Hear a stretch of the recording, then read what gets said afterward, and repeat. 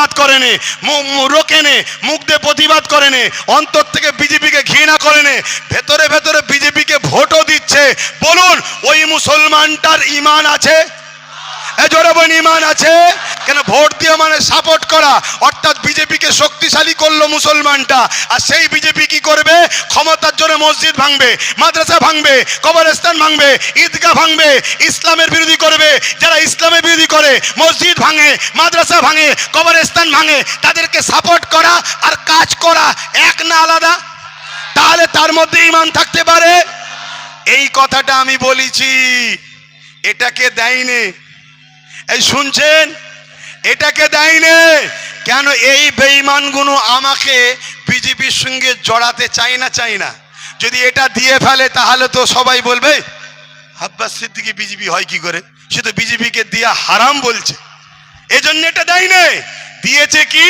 তারপরে আমি বলেছি কি, মসজিদ ভাঙবে, মাদ্রাসা ভাঙবে বিজেপি, আর রাজ্য সরকার যদি বলে বিরোধী করা যাবে না, গুলোগুলি করলে আমি বড় দুশ্মন হব, তাহলে বলুন মমতা মসজিদ মাদ্রাসার পক্ষে না বিজেপির পক্ষে? এটা আওয়াজ দেবেন না? আওয়াজ দেবেন না? উদাহরণ হিসাবে বলছি, কোন একটা দোকান ধরুন আমি ভাঙছি, বুঝাবার জন্য বলছি, ভাঙার পক্ষে নয়, আল্লাহ মাফ করুক। আর আপনারা বলছেন ভাঙছে ভাঙুক, কেউ রুখতে পারবে না। তাহলে আপনি দোকান ভাঙার পক্ষে না, দোকান ভাঙার পক্ষে না কি বলে আমার দোকান ভাঙার পক্ষে না দোকানকে বাঁচাবার পক্ষে? ভাঙার পক্ষে, তাই তো চুপ করে রাখছেন।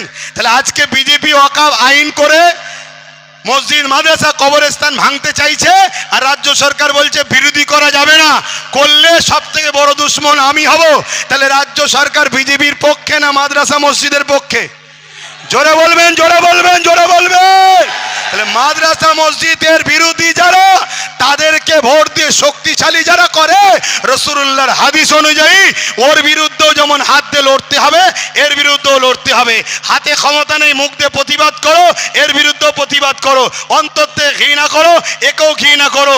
ওকে যদি ভোট দিলে যেমন ঈমান যায়, এই বিজেপির দালাল একেও ভোট দিলে ঈমান। জোরে বলেন। এই কথাটা আমি মূল বলেছি। এবারে বলুন আপনারা, রাসূলুল্লাহর হাদিস আগে না দুনিয়ার এই শয়তানগুলো আগে? বলুন বলুন বলুন, হাত তুলে বলুন। তাহলে আব্বাস সিদ্দিকী কিছু ভুল বলেছে? যদি ভুল বলে থাকি সেটা শিখিয়ে দেন না। দিনের স্বার্থে বলেছি,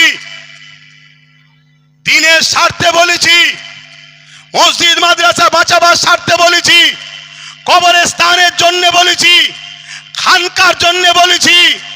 আর আমার শেষ কথা, মুসলমানের সন্তানদের জিজ্ঞেস করি, কেউ যদি বলে কোরআন শেষ হয়ে যাবে, আমার উন্নতি শেষ হবে না, বলুন সে কোরআনের সুনামের পক্ষে না কোরআনের দুর্নামের পক্ষে? যে কোরআনের বিরোধী হয়, কোরআনকে মিটাতে চায়, তাকে ক্ষমতায় আনার যে মুসলমান চেষ্টা করবে, সেই মুসলমান কখনো মুসলমানের রক্তে হতে পারে না, সে কখনো ইমানদার হতে পারে না। তোদের হাতে পাওয়ার আছে, তোদের হাতে ক্ষমতা আছে, পুলিশ তোদের, মিলিটারি তোদের, দেশের মাথায় তোদের দাদা বসে আছে, সব ক্ষমতা তোদের। মোস্তফার গোলাম বলে যাচ্ছি, দম থাকে তোমাকে রোক, রুকে দে। আল্লাহ যদি আমায় ঠান্ডা করে দেয়, আমি ঠান্ডা হয়ে যাব। নয় এই লড়াই আগামী দিন আরো জোরে হবে। এই লড়াইয়ে আমার সাথ কারা দিয়ে আল্লাহ রসুলের জন্য জীবন দিতে পারবে? হাত তুলে দেখো। আল্লাহকে সাক্ষী রেখে হাত তোলো, আল্লাহকে দেখি হাত তোলো। প্রয়োজন হয় উঠে দাঁড়িয়ে যাও, দাঁড়িয়ে যাও। এখন থেকেই প্রস্তুত শুরু আমরা। ইসলামের দুশ্মনেরা হুঁশিয়ার, সাবধান। ইসলামের দুশ্মনেরা, ইসলামের দুশ্মনেরা, গুস্তাগে রসুলেরা, গুস্তাগে রসুলেরা, গুস্তাগে রসুলেরা, দিন ইসলামের দুশ্মনেরা, আল্লাহ বিদ্বেষীরা, নারে তাকবীর। হিন্দুরা আমাদের ভাই, দলিতরা আমাদের ভাই, সাঁওতালরা আমাদের ভাই, ভাই ভাইয়ের সঙ্গে মিশবে। কিন্তু কেউ যদি আমার ধর্মের উপরে আঘাত দেয়, প্রতিরোধ হবে না? হবে না? আমরা কারো ধর্মের উপরে আঘাত দিই না। আমার কথাতে ভাষাতে ব্যবহারে কেউ কষ্ট পেলেন? কষ্ট পেলেন? তাহলে আমার এই ভাইটাকে মেরেছে, এর বিচার হওয়া দরকার আছে না নাই? হাত তুলে বলুন দরকার আছে না নাই? প্রশাসনদের উপরে আমাদের আস্থা আছে না নাই? প্রশাসন যদি প্রশাসনের কাজ না করে, যান বাঁচাবার জন্য, বাঁচার জন্য, টিকে থাকার জন্য, তাহলে আমরা বাধ্য হব নিজে হাতে প্রতিশোধ তুলে নিবা। ঠিক না বেটি? জোরে বলুন ঠিক না বেটি? আর প্রশাসন যদি মনে করে না আমাকে মানুষ ভালোবাসে, আমি জনগণের রক্ষক, অতএব যে দোষ করেছে তার শাস্তি হওয়া দরকার, দেশ সবাইকে রাইট দিয়েছে, সে তার প্রোগ্রামে যাবে, তার ধর্মস্থানে যাবে, তার ধর্মের কাজ করবে। যদি প্রশাসন করা হাতে এর বিচার ব্যবস্থা করে, তাহলে প্রশাসনদের উপরে যেমন আস্থা ছিল, আছে, থাকবে। যান বাঁচাবার জন্য প্রতিরোধ করার ইজাজত, ক্ষমতা, রাইট সংবিধান আমাদেরকে দিয়েছে। তাহলে আব্বাস সিদ্দিকী দেশের বিরুদ্ধে বলল, সংবিধানের বিরুদ্ধে বলল। আপনার জানা না থাকে জেনে নেন। তো ভাইয়ের আমার, বড় দুঃখের সাথে বলতে হয়, এরকম মার খেয়ে আপনারা কি ঘাবড়ে যাচ্ছেন নাকি? ঘাবড়ে যাচ্ছ? কাল যদি আবার প্রোগ্রাম হয় আবার আসবে তো? ঠিক বলছো তো? এটা হলো ঈমান। পৃথিবীতে আবু জেহেল মেরেছে, আজকে আবু জেহেলের উত্তরসূরিরা মারছে। পৃথিবীতে উতবা সাহেব আবুল আহাব মেরেছে, আজকে তাদের উত্তরসূরিরা মারছে। ফেরাউন মেরেছে, নমরুদ মেরেছে, সাদ্দাত মেরেছে, এজিদ মেরেছে, এমন করে হিটলার মেরেছে, চিঙ্গিস খান মেরেছে, হালাকু খান মেরেছে। আমাদেরকে সবাই মিলে মিটাতে চেয়েছে। মনে রেখে দিও, সংখ্যা দিয়ে আমরা জিতিনি, অস্ত্র বোম বন্দুক দিয়ে আমরা জিতিনি। আমরা জিতেছি সিনার মধ্যে আল্লাহ ও নবীর প্রেম, ভালোবাসা আর ভক্তি নিয়ে আল্লাহর কাছে হাত তুলে আল্লাহর সাহায্যে আমরা জিতেছি। ঠিক না বেঠি? তাহলে আজ আপনাদেরকে বলি, যারা ইসলামের ক্ষতি করবে, সে ঘোমটা দিয়ে হোক আর ঘোমটা খুলে হোক, ইসলাম দুশ্মনীরা, তাদেরকে কি আমরা শক্তিশালী করতে পারবো? জোরে বলুন পারবো? হাত লম্বা করে তুলে সাক্ষী দেন শেষবার। ক্ষমতা আনতে পারবো, সাপোর্ট করতে পারবো, কোরআনের দুশ্মনদের সাপোর্ট করতে পারবো, আল্লাহ বিদ্বেষীদের সাপোর্ট করতে পারবো। মসজিদ মাদ্রাসাকে যারা মিটাতে চায় আইন করুক, আর মিটাতে গেলে রুখতে যারা বাধা দেয় তাদেরকে সাপোর্ট করতে পারবো। তাহলে একজন, এটা আমার ইমানি দায়িত্ব। তো এটা আমার কি ইমানি দায়িত্ব। কিন্তু মনে রাখবেন, আব্দুল্লাহ ইবনে উবাই নাম শুনেছেন তো নাকি? সে মুসলমান ঘরেই জন্ম হয়েছিল, কিন্তু সে ছিল মুনাফেক।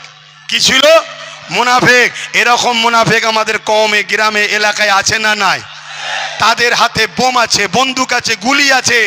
তাদেরকে জালিম অত্যাচারী শাসকরা পিছন থেকে শেল্টার দেয়, শুধু মুসলমানদের ঘরে দমিয়ে রাখো, ইরানা ক্ষমতা দখল করে ফেলে। শুনছেন? এরকম যদি জালিম থাকে, এরা হলো আমাদের পথের কাঁটা। এদেরকে ফলো করুন, এদেরকে খেয়াল করুন, এদেরকে ফলো করুন, এদেরকে খেয়াল করুন, এদেরকে টার্গেট করুন। এরা যদি সুধরে যায়, তওবা করে, আলহামদুলিল্লাহ, দোয়া করি পরিবর্তন হোক। পরিবর্তন যদি না হয়, দিনের স্বার্থে এই রাস্তার কাঁটাগুলো আগে আমাদের ঘরে সরাতে হবে। কথা কি খারাপ লাগছে নাকি? আরে দিনের স্বার্থে সব বলতে রাজি আছি, চলো। শুনছেন না শোনেন না? তুই দিনের গাদ্দার যদি হোস, তোর মাফ নাই। সব হতে পারে, আমিন আল্লাহ মার খেয়েছে এই দিনের জন্য, আমার রাসূলুল্লাহ রক্তাক্ত হয়েছে এই দিনের জন্য, সিদ্দিক আকবর কাবার জমিনে রক্তাক্ত হয়ে পড়ে গেছে এই দিনের জন্য। অতএব তোমার যাকে ভালো লাগছে করো, কিন্তু আমার দিনের দুশ্মনদের প্রতিহত করার জন্য আমরা যখন সংগঠিত হব, তুমি দিনের দুশ্মনদের বিরোধী না করে আমাদেরকে যদি রুখতে চাও, তাহলে আমরা সাহাবা হুজুরদের সুন্নত পালন করব। তাই তো নাকি? এই সাহাবারা ভুল করেছে? সাহাবা হুজুরদের সুন্নত পালন, হাত লম্বা করে সাক্ষী আল্লাহকে দেখান। ধোকা হচ্ছে না তো? যদি হয় আমার সাথে হবে না আল্লাহর সাথে। কেন হাত আমাকে দেখাতে বলিনি, আল্লাহকে দেখাতে বলছি। হাত নাবান। আর কথা নয়, আমার কথাতে ভাষাতে ব্যবহারে কেউ কষ্ট পেলেন? আমার নবীর গোলামরা কষ্ট পেয়েছো? যদি এরপরও সমালোচনা হয়, জানবেন মুনাফেক মুসলমান আর ইসলামের দুশ্মনগুলো সমালোচনা করবে। কেন একটা কথা কি আমি আমার দলের জন্য বলেছি? আমার ঘরের জন্য বলেছি, আমার বাপ মার জন্য বলেছি, আমার কারবারের জন্য বলেছি, আমার নিজের জন্য বলেছি। একটাই লক্ষ্য, ইসলামের দুশ্মনদের বিরুদ্ধে লড়াই করতে হবে, এই জন্য বলেছি। ঠিক না বেঠিক?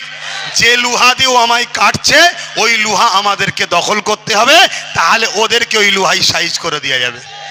ঠিক না বেঠিক গো? হ্যাঁ, এই জায়গায় মনে রেখে দিও। আমার বক্তব্য এখানে শেষ করলাম। আপনারা সকলে ঘরে যাবেন, সুস্থভাবে যাবেন, ভালোভাবে যাবেন। যাবার সময় যদি কোনো রকম সমস্যা হয় থানাতে গিয়ে কেস করবেন। যদি থানায় স্টেপ না নেয় তাহলে জানতে হবে পশ্চিমবঙ্গের থানাগুলো ইসলামের বিরুদ্ধে চলে গেছে। অতএব যারা ইসলামের বিরুদ্ধে, সে প্রশাসনদের আর সম্মান পাবার উপযুক্ত আমাদের কাছে নয়। ওপেন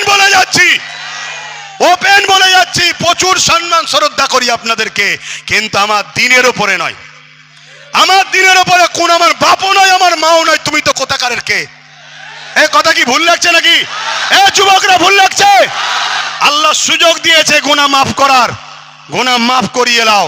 যান, আপনাদেরকে যতক্ষণ বকবো ততক্ষণই থাকবেন জানি।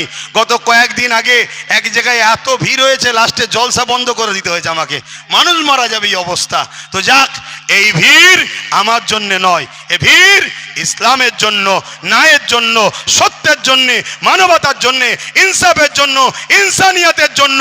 এই ভিড় দেখে আজকে জালিমদের রাগ হলেও হতে পারে। ঠিক না বেঠিক? মনে রাখবেন, আমাদের লড়াই যারা ইসলামের দুশ্মন তাদের বিরুদ্ধে আজকের এই প্রোগ্রাম। কথা ঠিক? আজ উলামারা যারা এসেছে, এনাদের মিশন একটাই, এরা আল্লাহর দ্বীনের খাদেম, রাসূলুল্লাহর দ্বীনের খাদেম। দ্বীনের উপরে যেমন আঘাত এলে খাদেমদের দায়িত্ব আছে না নাই? আর আপনারাও হলেন আল্লাহর দ্বীনের পাহারাদার নয়? জোরে বলেন, পাহারাদার নয়? হাত তুলে দেখান, পাহারাদার নয়? কেউ যদি কোনো ইসলামের দুশ্মনকে কোনো মুসলমান বলে আমি অমুকের দলের সৈনিক, আমি অমুকের দলের সৈনিক, তোরা জাহান্নামীদের সৈনিক, জাহান্নামীদের সঙ্গে থাকবে যা। আমরা এই মোহাম্মদ রসুলের দিনের পাহারাদার, মোহাম্মদ রসুলের শাফাআতে গুনাহ মাফ করি, আল্লাহ আমাদেরকে যেন জান্নাত দেয়। বলুন আল্লাহুম্মা আমিন।